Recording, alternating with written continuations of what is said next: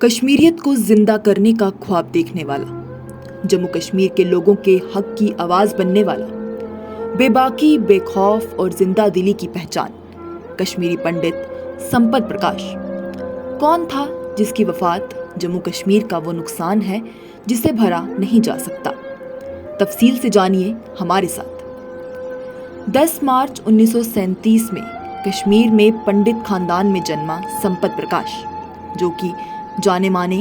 Kashmiri nationalist, trade Unionist اور activist تھے، جو کہ بڑی ہی بے باکی سے حق کی لڑائی کو لڑا کرتے۔ سمپت پرکاش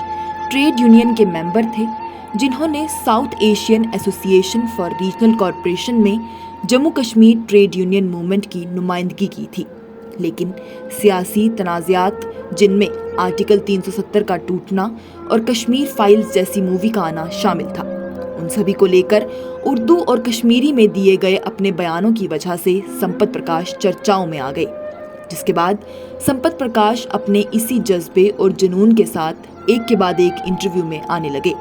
سمپت پرکاش کا کہنا تھا کہ جن حالاتوں کا سامنا 80 کے دشک میں کشمیری پنڈتوں نے کیا ہے، اس سے کئی گنا زیادہ کشمیری مسلمانوں کو دہشت گردوں نے مارا ہے۔ سمپت پرکاش سب سے الگ سوچ رکھتے تھے۔ ٹیکنالوجی سے پرے رہنے والے سمپت پرکاش فون پر اس طرح چلا کر اپنی بات کہتے جیسے دوسرے انسان کے دماغ میں بات کو بٹھا دینے کو وہ اپنی ہی ذمہ داری مانتے ہوں۔ ان کی بے باک اور زندہ دل آواز نے ہی ان کی ایک الگ پہچان بنائی تھی۔ ان میں احساسوں کی ایک ایسی جھلک دیکھنے کو ملتی جس نے کشمیری پنڈتوں کو دیکھنے کے نظریے کو ہی بدل دیا تھا۔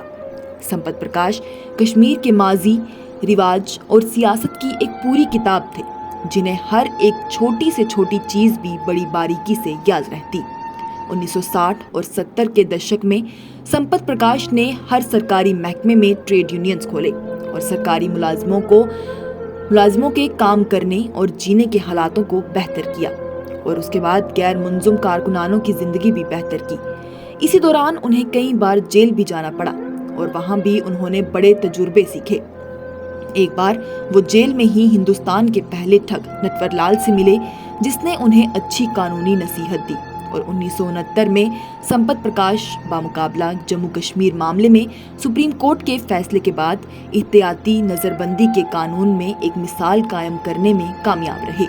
جب وادی میں حالات خراب ہونا شروع ہوئے تو پرکاش بھی اپنے ملازموں کے ساتھ سرخ جھنڈے لے کر نعرے لگایا کرتے کہ سرخ پرچم اوپر اوپر، جبکہ عسکریت پسند سبز جھنڈوں کے ساتھ جلوس نکالا کرتے۔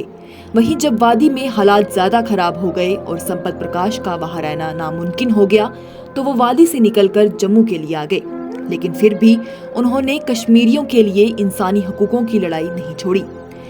ان سبھی چیزوں سے وہ اپنی برادری میں تو زیادہ مشہور نہ ہوئے، پر پھر بھی انہوں نے اپنے پنڈت سماج کی جڑوں کو نہ چھوڑا، اور جب حالاتوں نے اجازت دی تو وہ وادی میں واپس آئے اور دوبارہ لوگوں کے حقوقوں کے لیے لڑے۔ سمپت پرکاش نے آرٹیکل 370 کو توڑنے اور جموں کشمیر سے ان کے خصوصی درجے کو چھیننے کی بڑی مخالفت کی، اور ابھی بھی وہ جموں کشمیر کے بے روزگار نوجوانوں کو صحیح جگہوں پر سیٹل کرنے کے لیے کام کر رہے تھے۔ اسی بیچ 1 جولائی کو دل کا دورہ پیش آنے کی وجہ سے سمپت پرکاش ہمیں چھوڑ کر اور اس دنیا فانی سے کوچ کر گئے۔